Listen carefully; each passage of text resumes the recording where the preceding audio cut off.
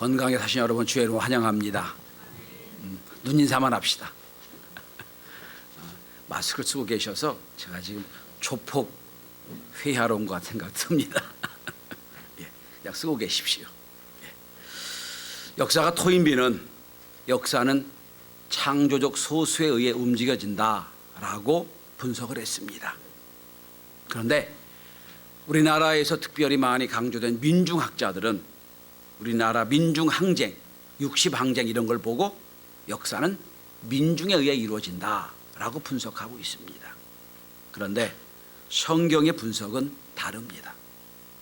창조적 소수에 의한 것도 아니요, 민중에 의한 것도 아니요, 역사는 하나님의 뜻에 따라, 하나님의 사람에 따라 이루어진다고 성경은 말하고 있습니다. 지금도 하나님은 이 우주를 운행하시면서 하나님의 뜻에 맞게 일할 사람을 찾고 계십니다. 하나님이 과연 어떻게 일하실까요? 저는 특별히 코로나19 바이러스 때문에 온 나라, 온 우주가, 온 세계가 이렇게 어려움을 당하는 걸 보고 하나님이 과연 어떻게 일하실 것인가를 고민하며 말씀을 생각해 보았습니다. 오늘 본문은 하나님이 소돔과 고모라를 멸하시기 전 바로 전날 밤 아브라함을 찾아오신 장면으로 시작을 합니다. 찾아오셔서 아브라함에게 내년 이맘때 아들을 낳게 하겠다는 약속을 하세요. 이삭을 주시는 거지요. 그래서 아브라함의 축복의 약속을 하시고 돌아갑니다. 근데 아브라함이 하나님을 배웅합니다. 배웅하는데 오늘 16절 이하를 보시면 배웅하는 아브라함을 보고 하나님 이렇게 말씀하십니다. 내가 행한 계획을 아브라함에게 숨길 필요가 있겠느냐 말씀하세요. 그러면서 오늘 본문의 시작이 됩니다. 저는 이 본문을 통하여 하나님이 어떤 방법으로 세계를 움직이시는가, 어떤 방법으로 우주를 운행하시는가, 과연 우리가 하나님과 함께 일하면 어떻게 해야 되겠는가를 말씀으로 함께 나누며 은혜 받기를 원합니다. 첫째, 하나님은 아브라함과 함께 일하기를 원하셨습니다. 하나님은 지금도 우리와 함께 일하기 원하신다는 뜻입니다. 하나님 누구십니까? 천지 만물을 말씀으로 지으신 분이에요. 지금도 도저히 분석이 안 되는 저 엄청난 해도 말씀으로 지으신 분이에요.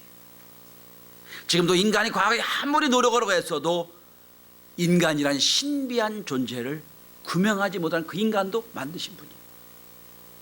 그 하나님이, 그리고 천지를 지으시면 매일마다 저녁만 되면 참 좋다라고 감탄했던 그 하나님, 천지를 지으시고 어디 하나 손댈 필요가 없던 그 하나님 앞에 그 하나님의 아브라함을 찾아오신 거예요. 그렇게 말씀하십니다. 내가 계획을 아브라함에게 숨길 필요가 있겠느냐 말씀하세요. 여러분, 그리고 오늘 본문의 20절 21절을 보면 아브라함에게 하나님 소돔과 고모라의 계획을 말씀하세요. 자, 여기 생각해 보십시다. 여러분, 아브라함이 하나님의 위대한 일을 감당하시는데 털끝 하나도 얹을 수 없는 사람이에요. 아브라함은 아무리 하나님이 도움을 원해도 하나님 앞에 종이 한 장도 올릴 수 없는 미련하고 부족한 사람입니다. 그런데 굳이 하나님은 아브라함에게 말씀하세요. 내가 내 계획을 숨기겠느냐 말씀하세요. 이 말은 무슨 얘기입니까? 하나님이 그 아브라함에게 함께 우주적인 사역에 동참하기 원하신다는 뜻이에요. 여러분, 성경을 읽다가 이해 안 되는 구절을 만났습니다. 무슨 구절이냐면 요한복음에 보면 이렇게 하나님 예수님 말씀하세요. 제자들에게 이제부터 너희를 종이라 부르지 않고 친구라 부르리니, 이렇게 말씀합니다. 여러분, 어떻게 우리가 하나님과 친구가 됩니까? 날마다 죄 짓고 날마다 생각하는 게 죄밖에 없는 우리들이 어떻게 하나님과 친구가 됩니까? 말도 안 되는 거잖아요. 이게 무슨 뜻이냐면, 비록 주인이지만, 내가 창조주고 너는 피조물이지만 내가 너를 그만큼 높여주겠다, 그만큼 존귀하게 여기겠다 뜻이에요. 여러분, 우리가 일을 할 때 우리 어린 자녀들이 우리도 엄마 아빠 돕겠다고 하면 나서잖아요. 그죠? 엄마 내가 뭐 도와줄 게 없어? 아빠 뭐 도와줄 게 없어? 나서죠? 그 애가 도와줘 봐야 일만 헝클어뜨려. 도와줘 봐야 문제만 생겨. 근데 우리 어떻게 합니까? 그래 네가 나 도와주냐? 그리고 자꾸 뭘 맡기죠. 그죠? 자녀와 함께 일하는 게 기쁨이니까 맡기는 거예요.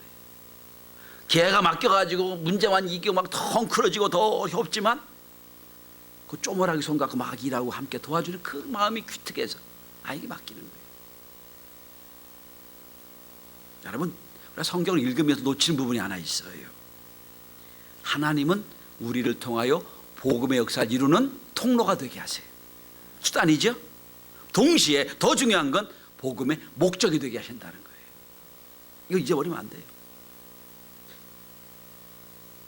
자, 여러분, 모세 얘기를 잠깐 하겠습니다. 하나님 모세를 부르세요. 부르시고 말씀하십니다. 너를 통하여 내가 이스라엘 백성을 애굽에서 끌어내서 가나안에 끌어낸다. 나이가 80세잖아요. 아브라함이 모세가 참다 아이고 하나님 이제 부르십니까? 그러고 감격해서 주의 뜻을 이룬 거 아니에요. 반항합니다. 하나님 내가 40살 때 내가 하나님 위해 일한다고 할 때는 그때는 거부하시더니 왜 지금 꼬부랑 할배였는데 지금 나에 부르십니까? 못 간다고 그러잖아요. 반항을 해요. 하나님 막 혼을 내시니까 모세가 구태 이렇게 합니다. 하나님 그럼 나를 부르신 분이 누구라고 얘기할까요? 하나님 말씀하세요. 나는 스스로 있는 자 아니라. 어쩔 수 없이 모세가 끌려서 하나님에 끌려서 바로 앞에 가잖아요. 10가지 재앙을 다 내립니다. 그리고 이제 바로가 이스라엘 백성을 모세로 하여금 끌어가게 해요. 처음에는 어쩔 수 없이 시작을 했어요. 싫은 거 시작을 했어요. 하나님의 10가지 재앙을 보고 그리고 이제 이스라엘 백성을 끌어냅니다. 그리고 홍해 앞에 섰습니다. 그런데 여러분, 그 처음에 부르신 때와 홍해 사이에 그 얼마 되지 않은 시간 동안 모세가 엄청나게 바뀝니다. 홍해에 서서 사람들이 이스라엘 백성이 막 부르짖어 울부짖고 막 불평하고 원망할 때 모세가 뭐라고 얘기합니까? 너희는 가만히 서서 하나님이 일하신 걸 보라 그러잖아요. 처음에는 불평과 원망과 도저히 못한다고 했던 모세가 점점점 신앙이 자라잖아요. 그리고 말합니다. 너희가 하나님 하시는 걸 봐라. 이걸 보면 하나님 모세를 통하여 이스라엘 백성을 구원하시는 통로도 되지만 도중간 그 과정을 통하여 하나님 모세를 세우셨다는 거예요. 그만큼 능력을 주시고 그만큼 하나님의 역사를 체험하는 신앙의 수준이 높아지겠다는 말씀이에요.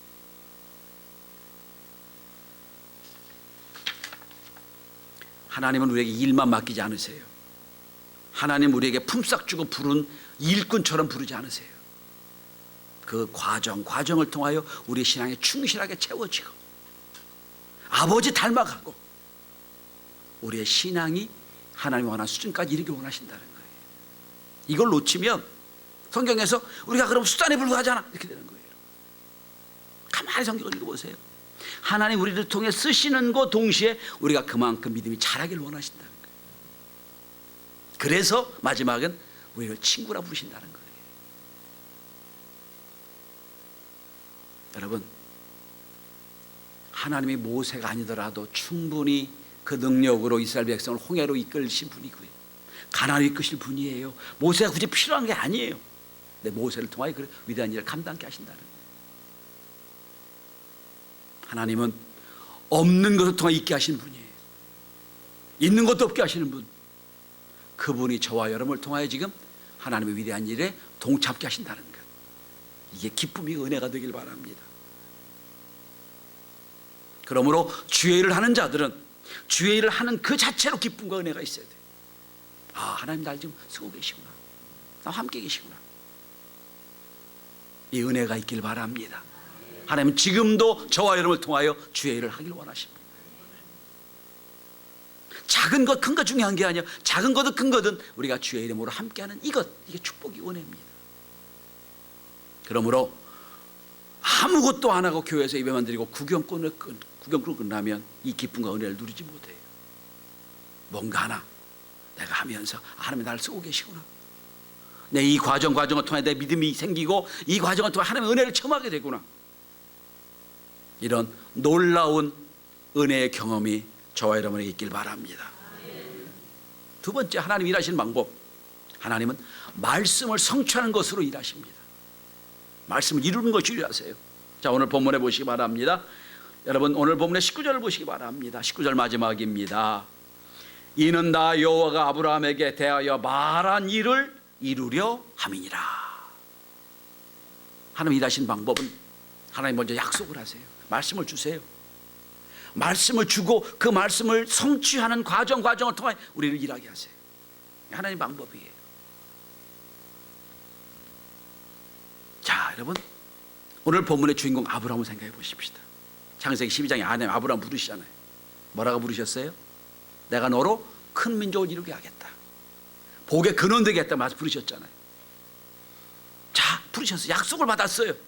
그런데 여러분, 우리가 아는 대로 아브라함이 25년 동안 하나님과 함께 동행하는데 그 믿음대로 살지 못해요, 여러분. 아니, 몇 년이 지나도 아들이 없어.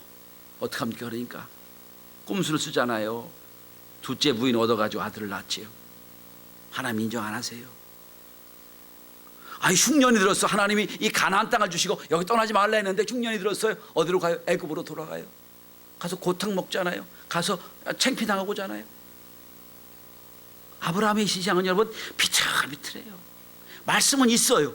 비틀비틀해요. 늘 비틀거려요. 하도 아브라함이 안 믿으니까 어느 날 밤 하나님이 아브라함 불러내세요. 아브라함아, 바닷가로 불러내세요.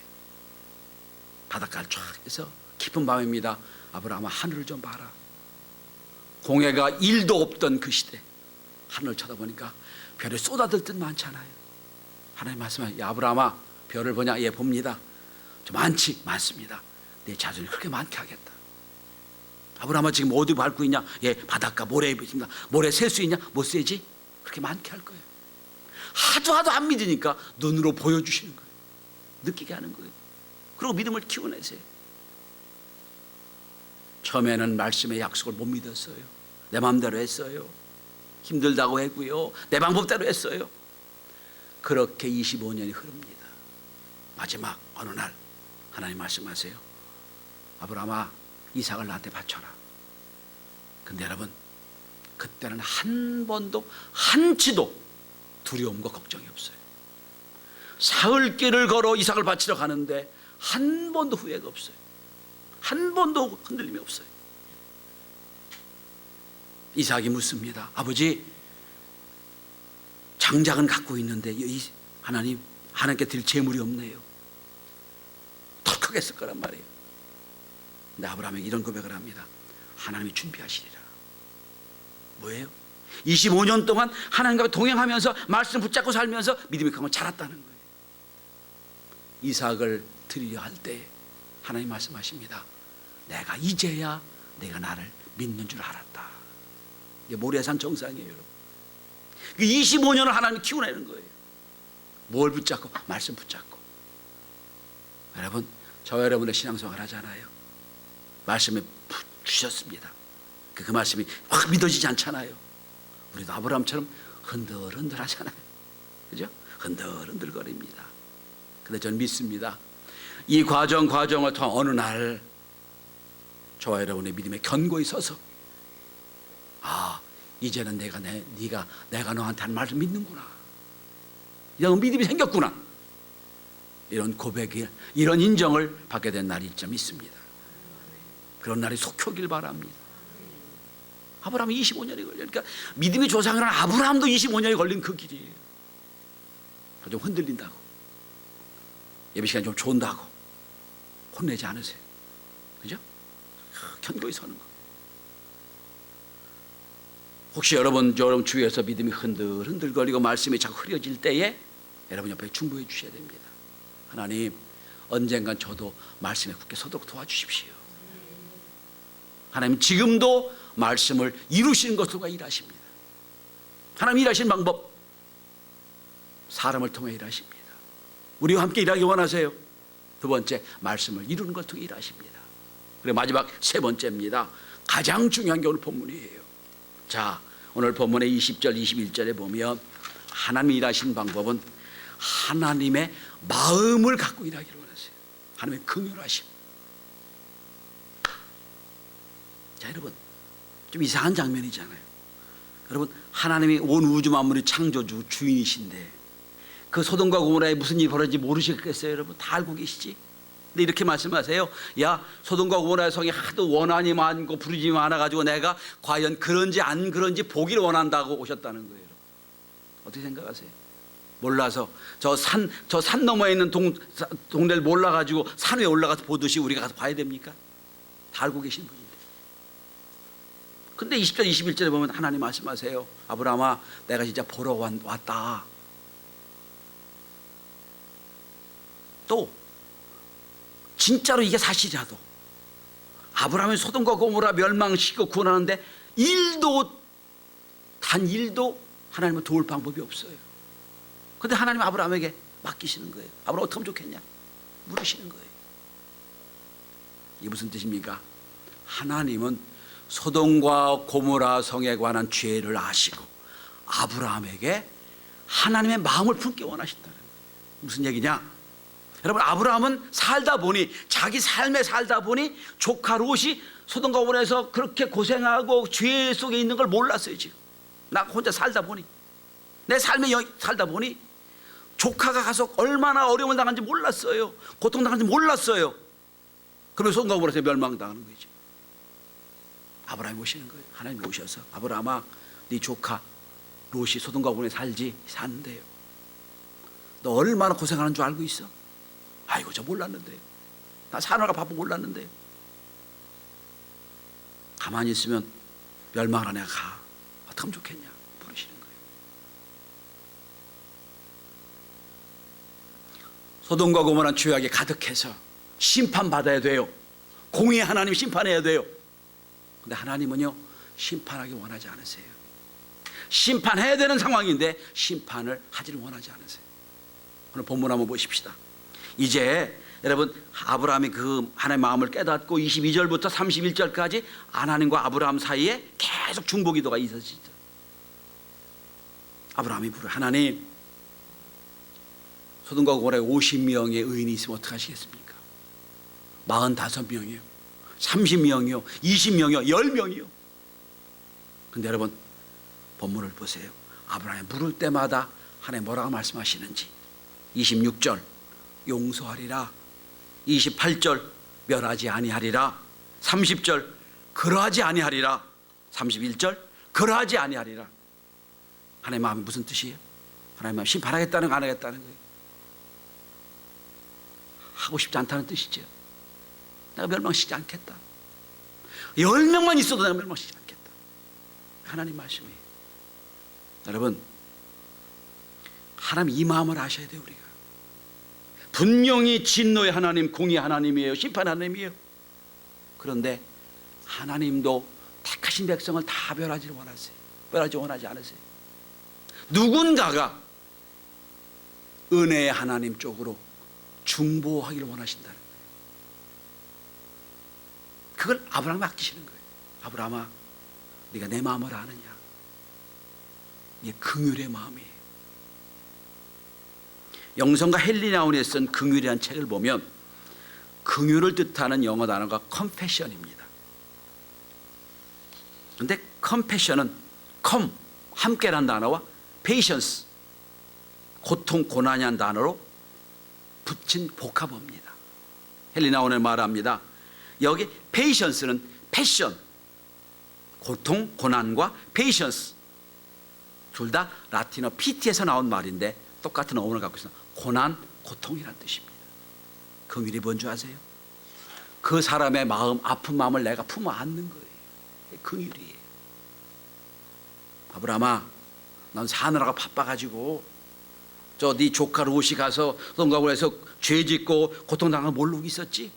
난 그것 때문에 마음이 아프단다. 네가 내 마음을 아니? 부르시는 거예요. 네 마음을 아니?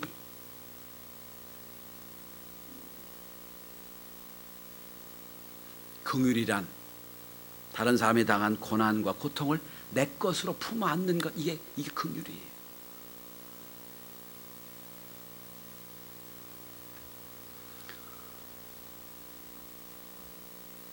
신종 코로나19 때문에 온 나라가 뒤집어지고 어려움을 당하고 있는데 저는 거기서 하나님이 왜 이런 일을 우리에게 보여주실까 한번 분석을 하고 생각을 해봤어요. 근데 결정적인 건 누가 뒤집어놨죠? 신천지가 뒤집어놨죠. 그죠? 신천지가 왜 생겼나요, 여러분? 신천지는요, 예수 믿는 사람 다 끌어간 게 신천지예요. 예수 믿는 사람, 안 믿는 사람 안 끌어가요. 다르게 표현해 볼게요. 우리가 신앙생활 바로 하지 못했기 때문에, 온전치 못했기 때문에 적당히 믿고 엉망으로 믿는 사람 다 끌어간 거예요. 그쪽으로. 다 비밀이 숨겨졌는데 국가가 다 드러내버렸어요.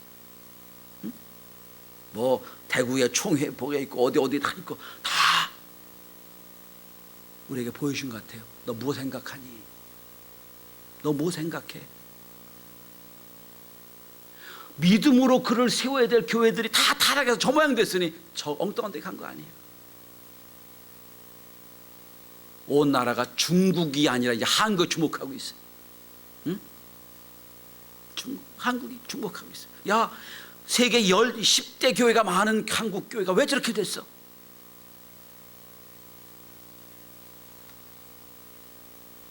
하나님의 마음을 깨달아야 한다고 생각을 합니다. 하나님의 마음. 당신의 택한 백성들이 엉뚱한 데로 방황하고 있어. 마치 내가 산다고 어렵다고 막 사는 게 바빠가지고 내 영혼, 내가 책임져야 될 내 영혼들, 내 이웃들 책임 못 지고 있어. 하나님 보시는 거예요. 내 마음을 네가 아느냐 말로 계시는 거예요.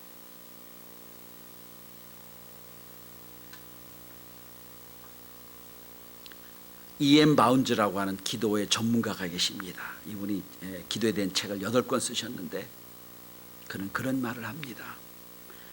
누군가 긍휼히 여기는 마음을 갖고 하나님과 싸웠던 야곱처럼 씨름꾼이 되어 싸울 때만이 하나님의 위대한 기도를 할 수 있다라고 얘기했어요. 여러분, 여기까지 오신 여러분을 믿음이 있는 분들, 훌륭한 분들이에요.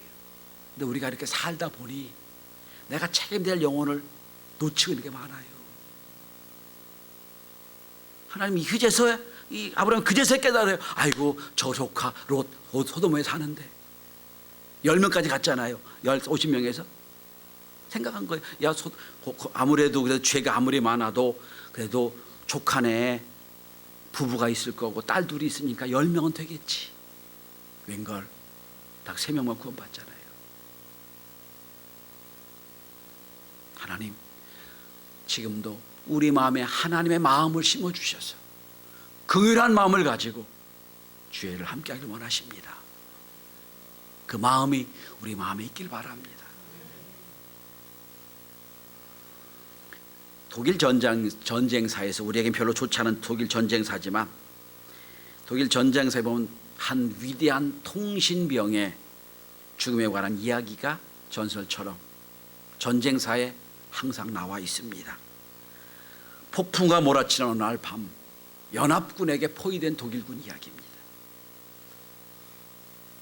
포위돼가지고 아무리 SOS를 본부에 쳐도 안 되는 거예요. 왜 그런가 그러고 통신병 중에 하나가 통신 전선을 따라 쭉 갔더니 폭격으로 인해서 1m 이상의 폭격에서 전선이 잘린 거예요. 아무리 쳐도 안 될 수밖에 없어요. 어떻게 하면 좋아요? 이대로 있으면 다 폭격받아 죽을 텐데 도움을 요청해야 되는데 방법이 없어요. 빨리 다시 통신대 있는 데 가서 부하에게 얘기합니다. 너 계속 SOS를 쳐라.